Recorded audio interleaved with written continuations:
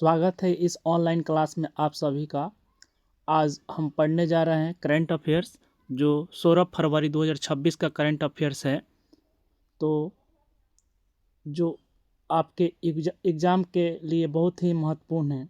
जो आपके एग्ज़ाम है UPSC state PCS, BPSC, UPPCS, MP PCSC, JPSC, RPSC, SPSC, SSC, CG, railway, banking, SI, दरोगा, defence में जैसे एनडीए, सीडीएस जैसे इत्यादि परीक्षाओं के लिए बहुत ही महत्वपूर्ण है। मैं आपको इस क्लास में सीधे एग्ज़ाम ओरिएंटेड और आसान भाषा में कंसेप्ट समझाऊंगा ताकि आप रिवीजन के समय जल्द ही याद कर सकेंगे। आज का टॉपिक बहुत ही इंटरेस्टिंग है। इसे समझने के बाद आप एग्ज़ाम में 100% कॉन्फिडेंट फील करेंगे। तो चलिए शुरू करते हैं। पहला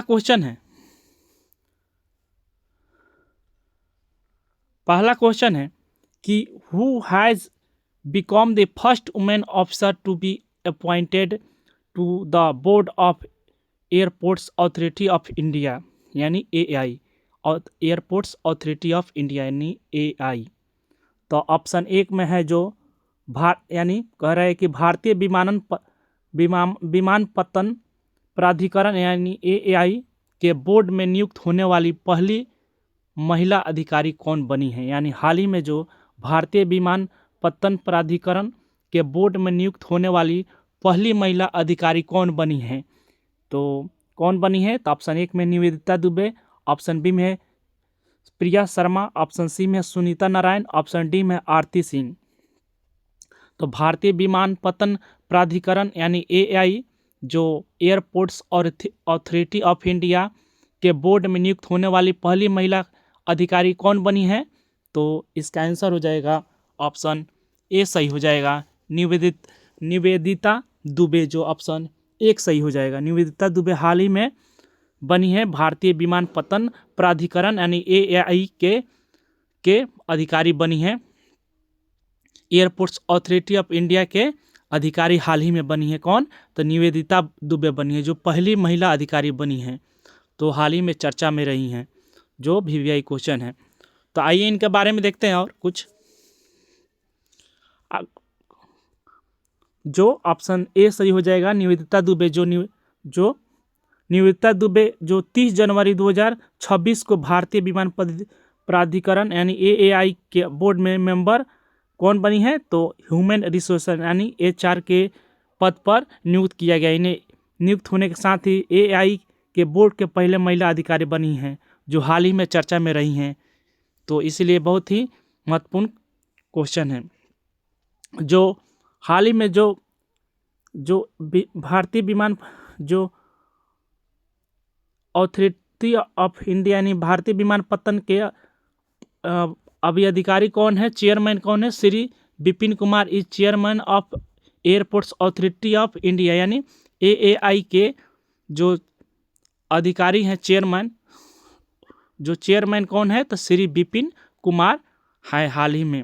जो श्री विपिन कुमार अभी एयरपोर्ट्स के अथॉरिटी ऑफ इंडिया यानी एआई के चेयरमैन है कौन? तो श्री विपिन कुमार। और एआई जो इन्हें किस पद पर बैठाया गया है? तो एचआर के पद पर बैठाया गया है। पहली महिला बनी है, जो हाल ही में चर्चा में रही हैं। एआई के एचआर पद पर इनको नियुक्त किया गया है, जो अधिकारी के रूप में नियुक्त किया गया है। तो उम्मीद है कि आप समझ गए होंगे। आइए देखते हैं इसके बारे में और कुछ। तो अब एआई क्या है? तो एआई क्या है? यानी जो एआई भारत सरकार के नागरिक उड्डयन मंत्रालय के अंतर्गत एक विधान संस्था यानी स्टैट्यूटरी बॉडी है, जो देश में हवाई अड्डों का विकास और संचालन और प्रबंधन करती है। जो मुख्य कार्य क्या है इसका? तो मुख्य कार्य है भारत के घरेलू और अंतर्राष्ट्रीय हवाई अड्डों का संचालन और रखरखाव करना, एयर ट्रैफिक का मैनेजमेंट करना, जैसे एटीएम यानी एटीएम का एयर ट्रैफिक यानी एटीएम का मैनेजमेंट करना, नेविगेशन सेवाएं प्रदान करना, नए एयरपोर्ट का निर्माण और आधुनिकीकरण करना, विमान सुरक्षा और यात्री सुविधाओं को बेहतर बनाना इनका काम है। जो एएआई का मुख्य काम क्या है? तो एयर ट्रैफिक मैनेजमेंट, एटीएम का उपलब्ध करना है और नेविगेशन सेवाएं प्रदान करना, नए एयरपोर्ट का निर्माण करना और नए तरीके से बनाना यानी आधुनिकीकरण करना, विमानन सुरक्षा प्रदान करना और यात्रियों को सुविधाएं प्रदान करना एआई का काम है। इसका मुख्यालय कहाँ है? तो इसका मुख्यालय नई दिल्ली में है। जो स्थापना कब हुआ था इसका? तो एआई का स्थापना कब हुआ था? तो 1 अप्रैल 1995 को, यानी नेशनल एयरपोर्ट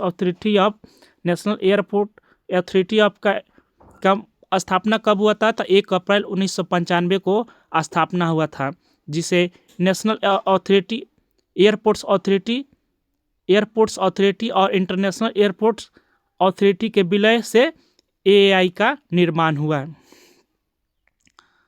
तो नेशनल एयरपोर्ट्स अथॉरिटी और इंटरनेशनल एयरपोर्ट्स अथॉरिटी के साथ ही मिला दिया गया और किसका निर्माण किया गया? तो एआई का निर्माण किया गया है। उम्मीद है कि आप सभी को समझ गए होंगे। अगला कंसेप्ट देखते हैं। अगला क्वेश्चन है कि the ICC men's T20 world cup 2026 is being को होस्टेड बाय विच 2 कंट्रीज, यानी आईसीसी पुरुष T20 विश्व कप 2026 का सह मेजबानी किन 2 देशों द्वारा की जा रही है? तो जो आईसीसी पुरुष T20 विश्व कप 2026 की सह मेजबानी किन 2 देशों के द्वारा की जा रही है?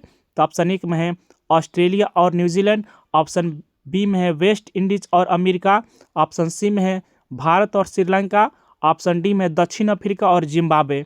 तो जो आईसीसी पुरुष T20 विश्व कप 2026 का सह मेजबान इनमें से कौन से 2 देश हैं? तो इसका आंसर हो जाएगा ऑप्शन सी सही हो जाएगा। भारत और श्रीलंका जो सह मेजबान देश है, जो आईसीसी पुरुष T20 विश्व कप 2026 का मेजबान कर रहे हैं। 2026 का T20 विश्व कप 2026 के मेजबान कौन कौन देश है? तो भारत और श्रीलंका। आइए देखते हैं इसके बारे में। करेक्ट आंसर इसका सी हो जाएगा, इंडिया और श्रीलंका। भारत और श्रीलंका कर रहे हैं मेजबान। जो ICC men's T20 world cup 2026 का भारत और श्रीलंका द्वारा सह मेजबान किया जा रहा है, यानी को होस्टेड किया जा रहा है। जी, इस टूर्नामेंट का आयोजन 7 फरवरी से 8 मार्च 2026 तक चलेगा, यानी 7 फरवरी से 8 मार्च 2026 तक चलेगा, जिसमें 20 टीमें भाग ले रही हैं और मैच भारत और श्रीलंका दोनों देशों में आयोजित किया जा रहा है। यानी 20 टीम भाग ले रही है और मैच जो भारत और श्रीलंका में आयोजित किया जा रहा है, जिसमें से 55 मैच खेले जा रहे हैं और 5 भारतीय शहरों में होंगे और 3 श्रीलंका स्थलों पर होंगे। 3 खेल श्रीलंका देश में होंगे और भारत में 5 खेल भारतीय शहर में होंगे, जिसमें से 55 मैच खेले जा रहे हैं। तो उम्मीद है कि आपको सब समझ आ गया होगा। अगला कंसेप्ट देखते हैं। अगला कंसेप्ट है कि विंटर ओलंपिक्स 2026 में किस खेल का आयोजन शामिल नहीं है, यानी which of the flowing sports is not part of the winter Olympics, यानी विंटर ओलंपिक्स 2026 में इस किस खेल का आयोजन शामिल नहीं है? आइस हॉकी ऑप्शन 1 में है, स्नो बोर्डिंग ऑप्शन बी में, ऑप्शन सी में क्रिकेट, ऑप्शन डी में अल्पाइन स्कीइंग। तो इनमें से विंटर ओलंपिक्स 2026 में किस खेल का आयोजन शामिल नहीं है? तो इसका आंसर हो जाएगा ऑप्शन क्रिकेट, इसमें शामिल नहीं है, जो ऑप्शन सी सही हो जाएगा क्रिकेट। विंटर ओलंपिक्स 2026 में कौन सा खेल आयोजन शामिल नहीं है? विंटर ओलंपिक्स यानी जो 2026 में होने जा रहा है, इसमें से कौन सा खेल शामिल नहीं होगा? तो इसमें से खेल नहीं खेला जाएगा विंटर ओलंपिक्स 2026 में, तो क्रिकेट नहीं खेला जाएगा।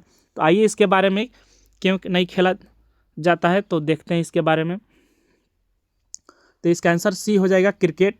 विंटर ओलंपिक्स में जो क्रिकेट शामिल नहीं है, यह केवल ठंडी मौसम खेलों तक सीमित है। जो क्या है विंटर ओलंपिक्स है, वह ठंडी मौसम में खेला जाता है विंटर ओलंपिक्स, जबकि क्रिकेट शामिल नहीं है। ये सभी इसमें नहीं खेला जाएगा क्योंकि इसे हर समय खेला जाता है और विंटर ओलंपिक्स में ठंडी मौसम में ही खेल खेला जाता है। तो विंटर ओलंपिक्स आयोजन किन शहरों में हो रहा है? तो इटली के 2 शहरों में मिलान और कार्टिना डी अम्पेजो में खेला जा रहा है, जो 6 से 22 फरवरी 2026 तक आयोजित हो रही है। यानी कब हो रहा है, तो 6 से 22 फरवरी 2026 तक आयोजित हो रही है। जो 2026 विंटर ओलंपिक्स का आयोजन कहाँ हो रहा है, 2 शहर में, इटली के 2 शहर कहाँ है, मिलान और कोर्टिना डी अम्पेजो में हो रहा है। मिलान और कोर्टिना डी एम्पेजो में खेला जा रहा है। तो देखते हैं इसके बारे में, अगला क्वेश्चन देखते हैं।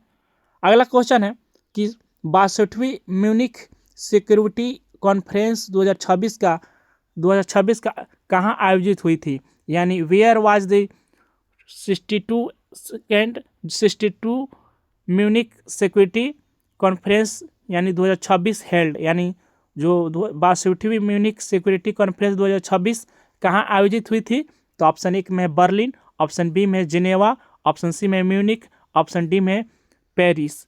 तो जो 62वीं म्यूनिख सिक्योरिटी कॉन्फ्रेंस कहाँ आयोजित हुई थी, तो इसका आंसर हो जाएगा म्यूनिख में हुई थी, ऑप्शन सी सही हो जाएगा। म्यूनिख में खेला गया था। म्यूनिख, जो 62वीं म्यूनिख सिक्योरिटी कॉन्फ्रेंस 2026 का कहाँ आयोजन किया गया, तो म्यूनिख में किया गया।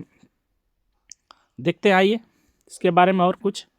तो जो म्यूनिख, इसका आंसर हो जाएगा, म्यूनिख कहाँ है, तो जर्मनी में स्थित है। जो वैश्विक सुरक्षा पर विचारों के लिए आयोजित किया जाता है, क्यों, किस लिए किया जाता है, तो वैश्विक सुरक्षा पर विचारों के लिए म्यूनिख सिक्योरिटी कॉन्फ्रेंस 2026 जर्मनी में म्यूनिख में आयोजित हुआ। यानी वैश्विक सुरक्षा पर चर्चा के लिए, विचारों के चर्चा पर के लिए म्यूनिख सिक्योरिटी कॉन्फ्रेंस द्वारा 2026 कहाँ हुआ, तो जर्मनी के म्यूनिख शहर में आयोजित किया गया। इसमें से कितने विश्व के 450 और देश, जो 450 वरिष्ठ नेता थे, जिसमें विश्व के जो 450 वरिष्ठ नेता थे और राष्ट्र अध्यक्ष भी थे, मंत्री भी थे, और विशेषज्ञों ने वैश्विक सुरक्षा की चुनौतियों पर चर्चा की। यानी वैश्विक जो सुरक्षा हो रहा है उसके क्या क्या दिक्कत हो रही है, चुनौतियों पर चर्चा किया गया। जो मुख्य विशेषज्ञ सम्मेलन में यूरोपीय सुरक्षा शामिल थे, साइबर खतरे पर बात की गई, अंतर्राष्ट्रीय व्यवस्था पर दबाव पर, यानी अंतर्राष्ट्रीय व्यवस्था दबाव पर, और तकनीकी परिवर्तन पर बात की गई। इस मुद्दे पर प्रमुख रहे। इनके मुख्य प्रमुख मुद्दे कौन कौन हैं, तो यूरोपीय सुरक्षा और साइबर खतरे से हमला के लिए उनके मुख्य बातें रहीं, अंतर्राष्ट्रीय व्यवस्था पर दबाव पर इनके प्रमुख मुद्दे रहे, और तकनीकी परिवर्तन जैसे इनके मुद्दे पर बातें या बहसें की गई। तो म्यूनिख सिक्योरिटी कॉन्फ्रेंस 2026 कहाँ आयोजित किया गया, तो जर्मनी के म्यूनिख शहर में आयोजित किया गया, जिसमें से 450 वरिष्ठ नेता और राष्ट्र अध्यक्ष और मंत्री और विशेषज्ञ इसमें शामिल हुए थे। जो अंतर्राष्ट्रीय व्यवस्था पर दबाव और तकनीकी परिवर्तन जैसे, और साइबर सुरक्षा जैसे, साइबर खतरे के जैसे मुद्दे पर चर्चा की गई। अगला देखते हैं। अगला कॉन्सेप्ट है कि विच स्टेट या union territory has inaugurated the country's second major tulip garden to boost hill tourism, यानी पहाड़ी पर्यटन को बढ़ावा देने के लिए किस राज्य या यूटी ने देश के दूसरे प्रमुख ट्यूलिप गार्डन का उद्घाटन किया है। तो पहाड़ी पर्यटन को बढ़ावा देने के लिए किस राज्य या यूटी ने देश के दूसरे प्रमुख ट्यूलिप गार्डन का उद्घाटन किया है, तो ऑप्शन 1 में है जम्मू कश्मीर, ऑप्शन बी में हिमाचल प्रदेश, ऑप्शन सी में उत्तराखंड, ऑप्शन डी में सिक्किम। तो इनमें से जो पहाड़ी पर्यटन को बढ़ावा देने के लिए किस राज्य या यूटी ने दूसरा ट्यूलिप गार्डन का उद्घाटन किया गया है, पहला हो चुका है, अब ये दूसरा कौन सा राज्य किया है या यूटी ने किया है, तो इसका आंसर हो जाएगा ऑप्शन हिमाचल प्रदेश। इसका आंसर हो जाएगा, जो ऑप्शन बी सही हो जाएगा। हिमाचल प्रदेश ने हाल ही में दूसरा ट्यूलिप गार्डन का उद्घाटन किया है। किसके लिए, तो पहाड़ी पर्यटन को बढ़ावा देने के लिए। किस लिए किया है, तो पहाड़ी पर्यटन को बढ़ावा देने के लिए हिमाचल प्रदेश ने दूसरा ट्यूलिप गार्डन का उद्घाटन किया है। आइए इसके बारे में और कुछ देखते हैं। जो करेक्ट आंसर बी सही हो जाएगा, हिमाचल प्रदेश। जो हिमाचल प्रदेश ने ने देश का दूसरा प्रमुख ट्यूलिप गार्डन यानी CSIR-IHBT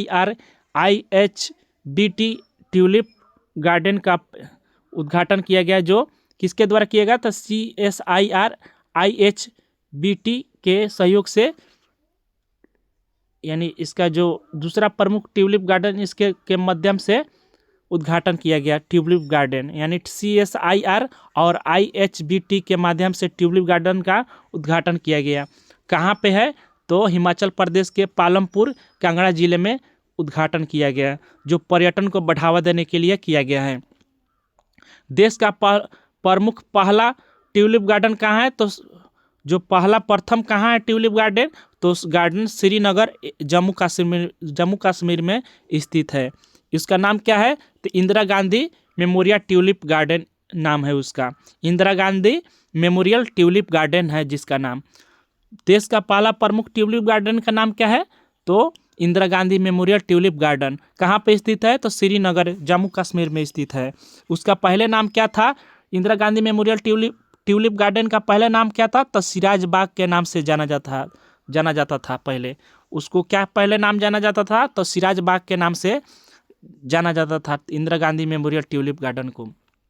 देश का प्रमुख पहला ट्यूलिप गार्डन कौन है? तो Indira Gandhi memorial tulip garden. कहाँ पे है? तो जम्मू कश्मीर श्रीनगर में स्थित है।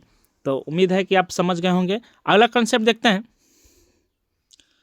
अगला कंसेप्ट है कि 6ठा नंबर क्वेश्चन है कि what is the maximum insurance coverage under the newly launched PM राहत scheme for road accident victims, यानी सड़क दुर्घटना पीड़ितों के लिए शुरू की गई नई PM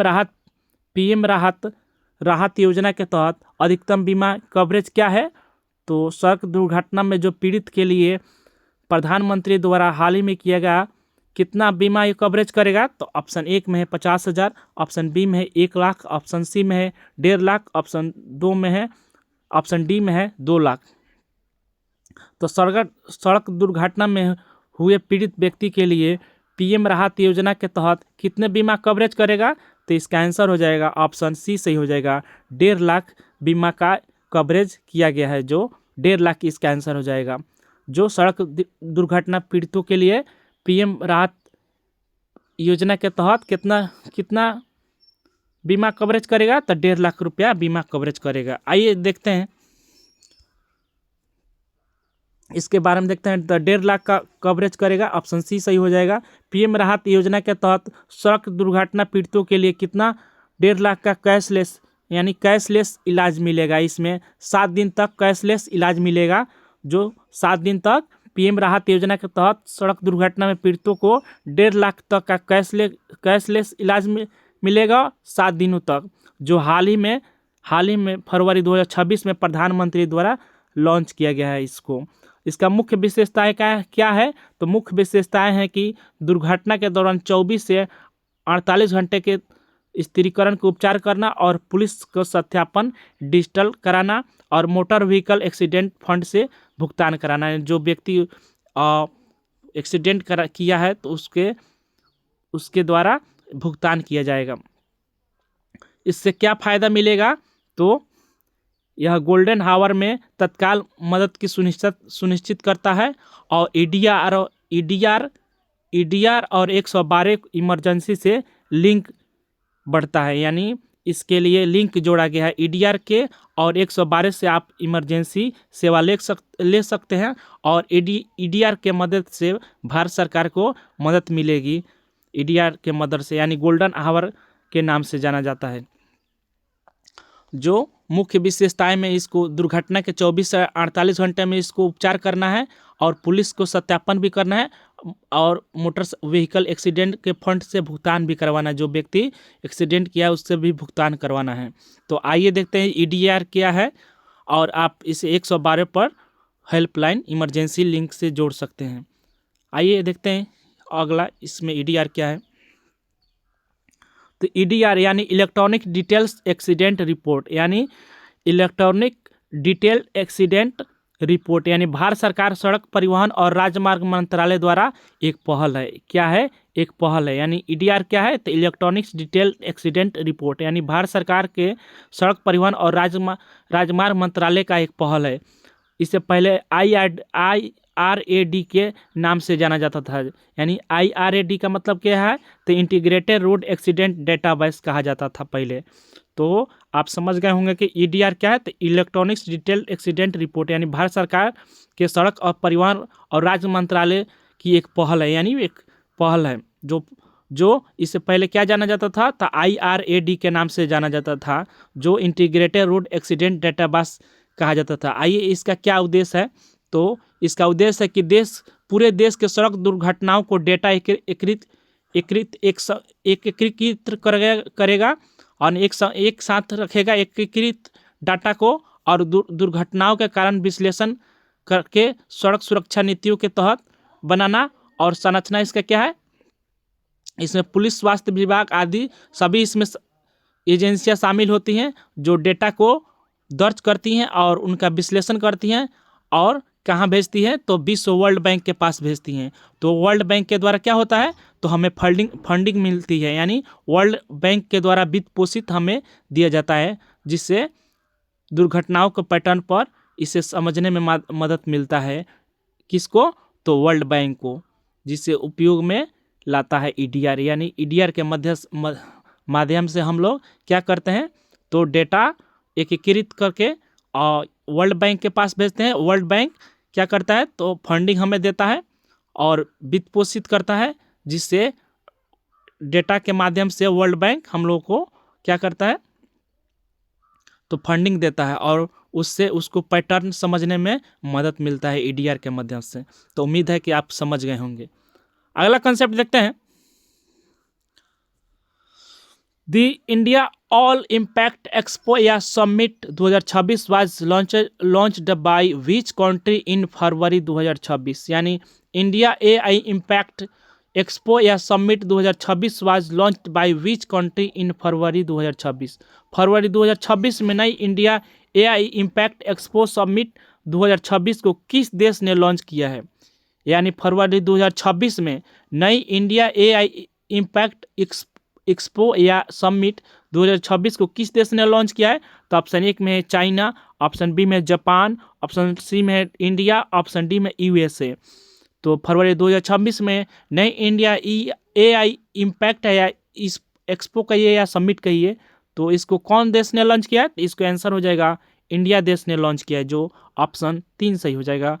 3 इसका आंसर हो जाएगा इंडिया, जो फरवरी 2026 में इंडिया AI इम्पैक्ट इस एक्सपो या समिट 2026 को इंडिया देश ने लॉन्च किया है। इसके बारे में देखते हैं, जो इसका आंसर हो जाएगा ऑप्शन सी सही हो जाएगा, इंडिया, भारत ने इसको लॉन्च किया है। तो प्रधानमंत्री नरेंद्र मोदी ने दिल्ली के भारत मंडपम में इस वैश्विक AI प्रदर्शनी को उद्घाटन किए हैं। कौन किए हैं? तो प्रधानमंत्री नरेंद्र मोदी ने कहाँ किए हैं? तो नई दिल्ली में, भारत के मंडपम यानी नई दिल्ली के मंडपम में इसको प्रदर्शन का उद्घाटन किए हैं। वैश्विक AI प्रदर्शन को उद्घाटन किए हैं। इसमें कितने प्रदर्शक हुए? तो 650 देश के प्रदर्शक इसमें प्रदर्शक कर रहे थे। 650 इसमें प्रदर्शक कर रहे थे। और कितने देश के शामिल हुए थे? तो 300 देश के लोग इसमें शामिल हुए थे। तो उम्मीद है कि आप समझ गए होंगे। अगला कंसेप्ट देखते हैं।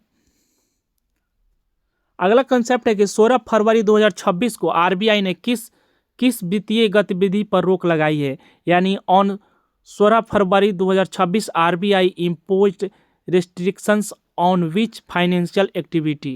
यानी 16 फरवरी 2026 को RBI ने वित्तीय गतिविधि पर रोक लगाई है। 16 फरवरी 2026 को RBI ने impose restriction on which financial activity?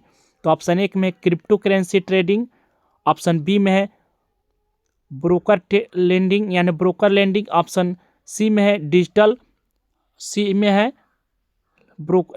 Digital wallet, और ऑप्शन डी में इंश्योरेंस प्रीमियम फाइनेंसिंग। तो जो 16 फरवरी 2026 को RBI ने वित्तीय गतिविधि पर रोक लगाई है, तो 16 फरवरी 2026 को RBI impose restriction on which financial activity, तो इसका आंसर हो जाएगा ऑप्शन बी सही हो जाएगा। अब ब्रोकर, इसका ब्रोकर लैंडिंग जो इसका बी सही हो जाएगा, ब्रोकर लैंडिंग इसका आंसर हो जाएगा। तो इसका आंसर हो जाएगा 16 फरवरी 2026 को आरबीआई इम्पोज रिस्ट्रिक्शन विच फाइनेंशियल एक्टिविटी, तो ऑप्शन बी सही हो जाएगा, ब्रोकर लैंडिंग, जो ऑप्शन बी सही हो जाएगा, ब्रोकर लैंडिंग। आइए देखते हैं इसके बारे में।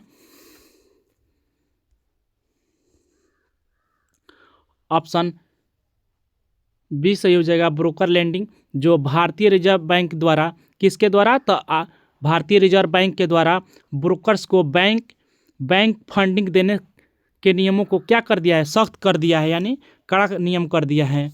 भारतीय रिजर्व बैंक ने ब्रोकर्स को बैंक के द्वारा फंडिंग देने यानी लोन देने के लिए सख्त नियम लागू कर दिया है, जिसके अंतर्गत बैंक ऑफ प्रॉपर्टी ट्रेडिंग के लिए ब्रोकर्स को फंड अब नहीं देंगे और बिना 100% कोलेटरल लोन नहीं मिलेगा। बिना 100% सुरक्षित कोलेटरल के लोन नहीं मिलेगा। इसका मुख्य उद्देश्य क्या है, तो मुख्य उद्देश्य है कि बाजार में सट्टेबाजी यानी स्पेकुलेटिव ट्रेडिंग को कम करना और वित्तीय स्थिरता को बनाए रखना है। इसका मुख्य उद्देश्य क्या है, तो पूंजी बाजार में सट्टेबाजी को कम करना और वित्तीय स्थिरता को बनाए रखना है। यही भारतीय रिजर्व बैंक ने ब्रोकर्स के बैंक द्वारा फंडिंग नियमों को सख्त किया गया है। तो उम्मीद है कि आप समझ गए होंगे। अगला कंसेप्ट देखते हैं। अगला कंसेप्ट है कि the corps of signals of the Indian army celebrated which raising day on 16 फरवरी 2026। तो 16 फरवरी 2026 को भारतीय सेना के कोर ऑफ सिग्नल्स ने अपना कौन सा स्थापना दिवस मनाया है। तो 16 फरवरी 2026 को भारतीय सेना के कोर ऑफ सिग्नल्स ने अपना कौन सा स्थापना दिवस मनाया है। तो ऑप्शन एक में है 110वां, 115वां, ऑप्शन सी में है 116वां, ऑप्शन डी में 120वां।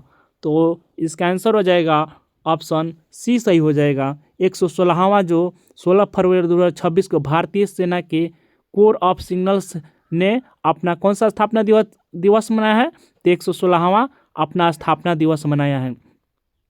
ऑप्शन सी सही हो जाएगा। उम्मीद है कि आप समझ गए होंगे। आइए इसके बारे में देखते हैं।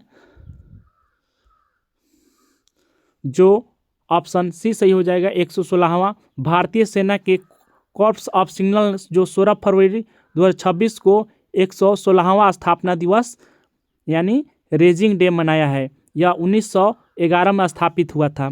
कॉर्प्स ऑफ सिग्नल्स जो 16 फरवरी 2026 को अपना 116वां स्थापना दिवस मनाया है, यानी रेजिंग डे मनाया है 116वां। और 1911 में इसका कॉर्प्स ऑफ सिग्नल्स को भारतीय सेना द्वारा स्थापित किया गया था।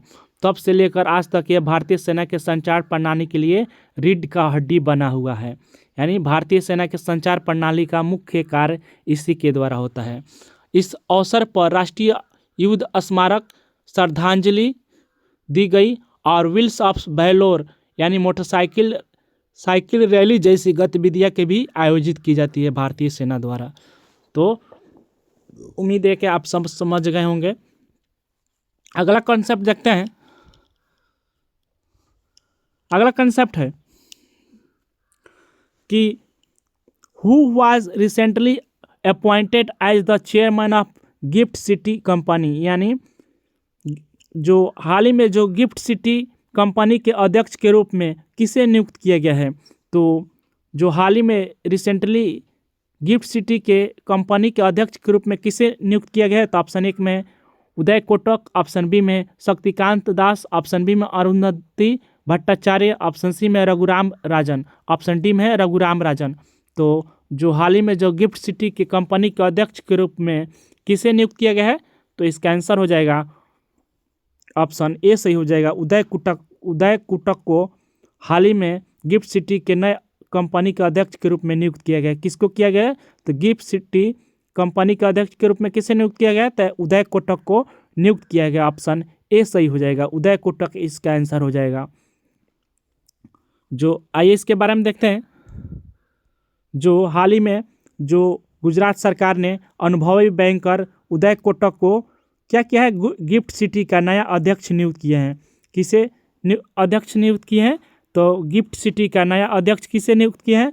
तो गुजरात सरकार ने बैंकर जो है उदय कोटक गिफ्ट सिटी का अध्यक्ष नियुक्त किया गया है। जो क्या करेगा? तो IFSC का हब को ग्लोबल ग्रोथ को क्या करेगा? बूस्ट करने में मदद करेगा। कौन?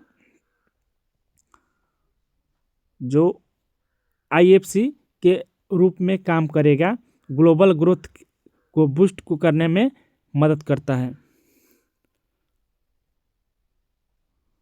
Gift city. अगला कंसेप्ट देखते हैं, which Indian shuttler on the maiden BWF super 300 title at Thailand Masters, यानी 2026 में जो किस भारतीय शटलर ने थाईलैंड मास्टर का अपना पहला BWF सुपर 300 खिताब जीता है। यानी किस भारतीय शटलर ने थाईलैंड मास्टर्स 2026 में अपना पहला BWF सुपर 300 खिताब जीता है? तो कौन सा है भारतीय? तो ऑप्शन 1 में PV सिंधु, ऑप्शन बी में देविका सिहाग, ऑप्शन सी में अनुपमा उपाध्याय, ऑप्शन डी में है मालविका बंसोड़ा। तो जो इनमें से शटलर हैं, भारतीय शटलर, तो थाईलैंड मास्टर्स 2026 में अपना पहला BWF सुपर 300 खिताब किसने जीता है? तो देविका सिहाग ने हाल ही में जो पहला अपना BWF सुपर 30 खिताब जीता है। कौन? तो देविका सिहाग, जो भारतीय शटलर हैं। कौन है देविका सिंह? तो भारतीय शटलर है।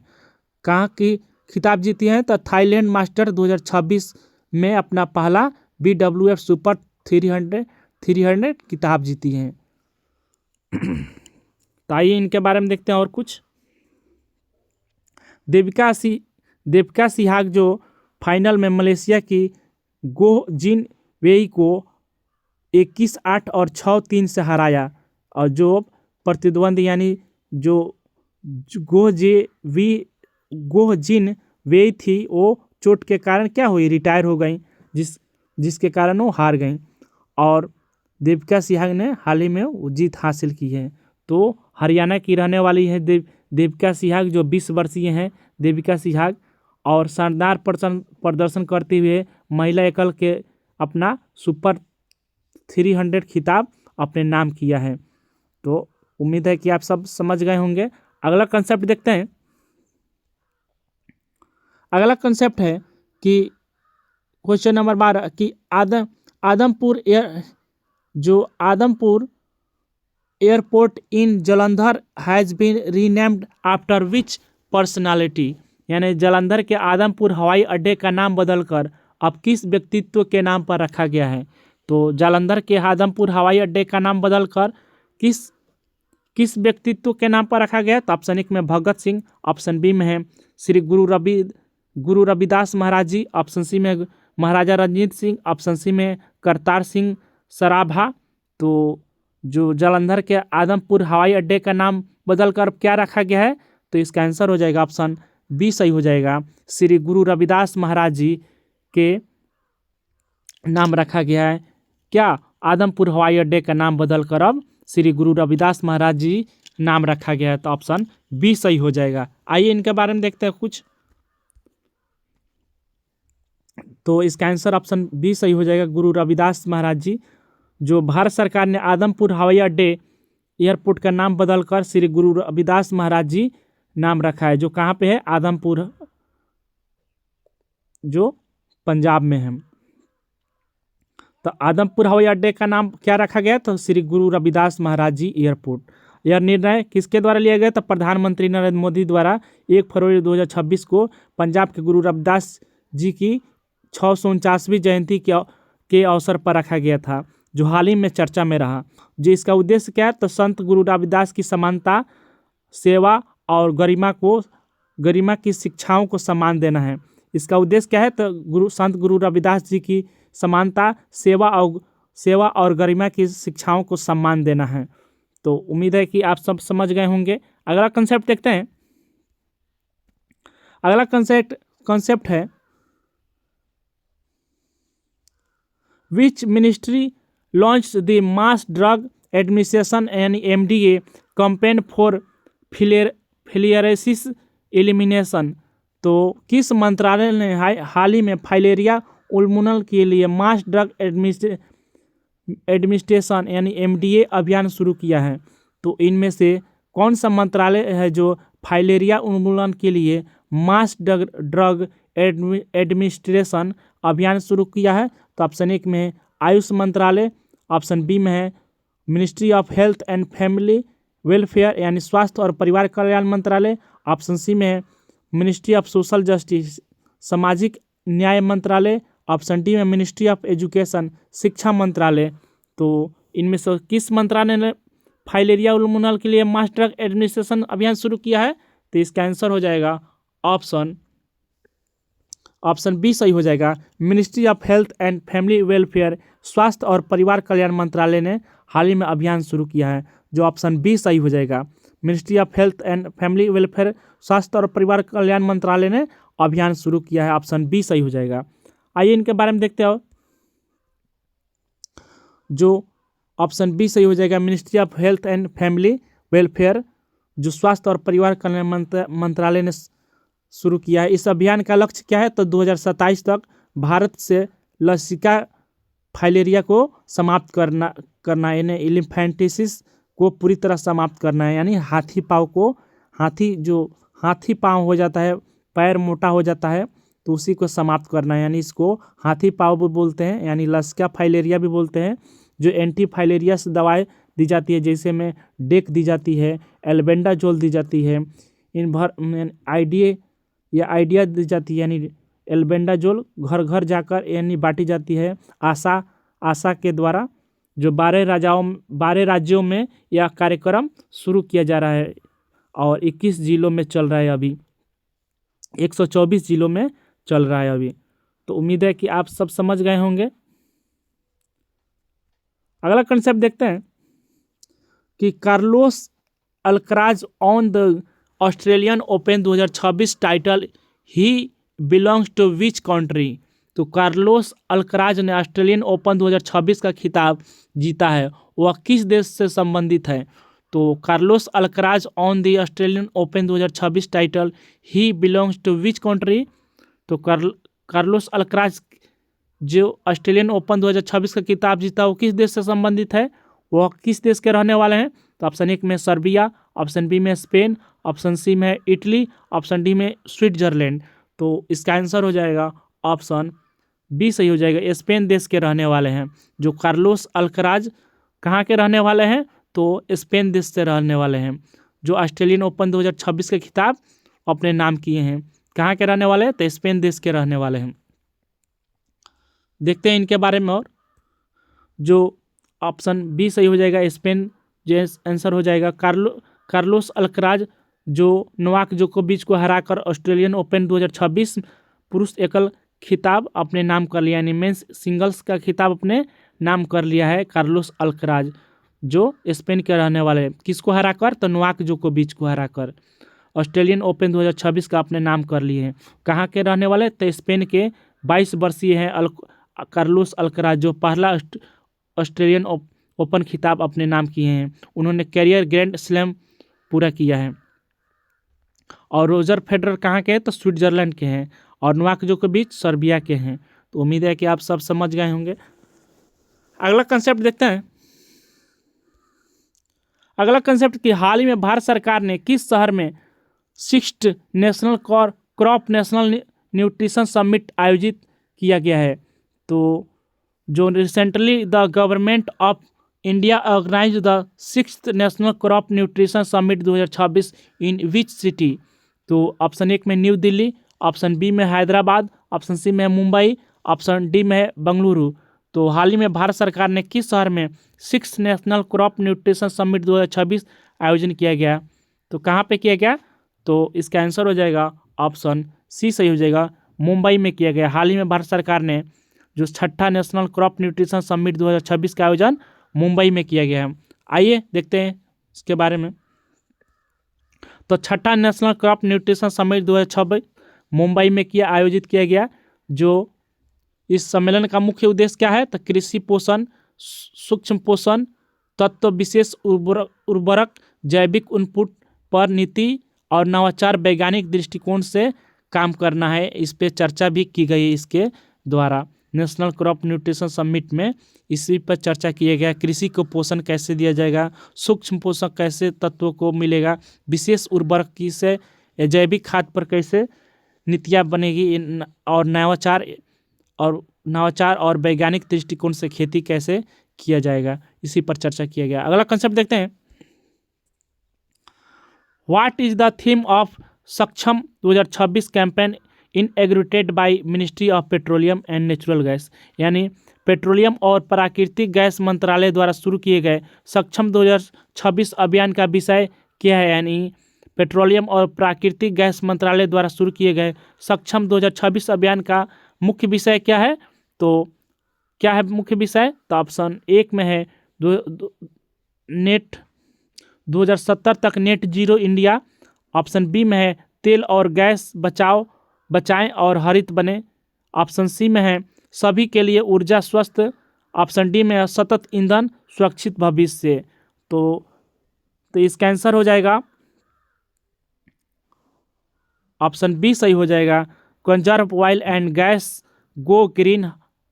तो तेल और गैस बचाएं और हरित बने, यानी पेट्रोलियम और प्राकृतिक गैस मंत्रालय द्वारा शुरू किए सक्षम 2026 अभियान का विषय यानी थीम क्या है, तो conserve oil and gas go green. तो तेल और गैस बचाएं और हरित बने। आइए अगला कंसेप्ट इसमें देखते हैं क्या कह रहा है। तो सक्षम जो संरक्षण क्षमता महोत्सव एक वार्षिक जागरूकता अभियान है, या संरक्षण क्षमता महोत्सव को एक वार्षिक अभियान कहा जाता भी है, जो इसका 16 फरवरी 2026 तक चलेगा। जो इसका मोटो क्या है, उद्देश्य क्या है, तो ईंधन संरक्षण को बढ़ावा देना और अक्षय ऊर्जा यानी रिन्यूएबल एनर्जी की ओर तेजी करना है। तो उम्मीद है कि आप समझ गए होंगे। आइए अगला देखते हैं इसके बारे में। अगला कंसेप्ट की दी snow leopard landscape initiative recently seen in the news is primarily concert with.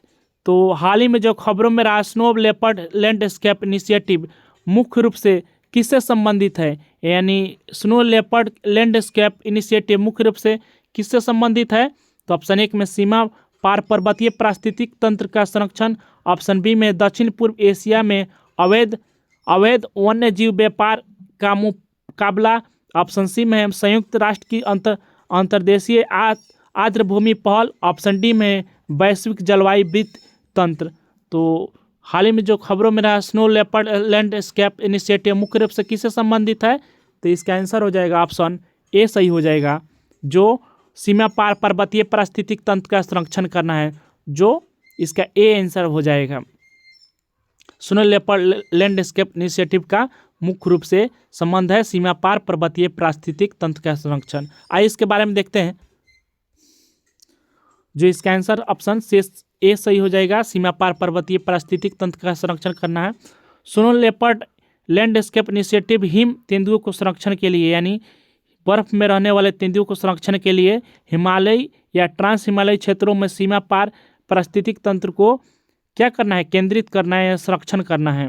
जो उच्च हिमालय में और ट्रांस हिमालय में जो तेंदुए रहते हैं, हिम तेंदुए, उनको क्या करना है, संरक्षण देना है।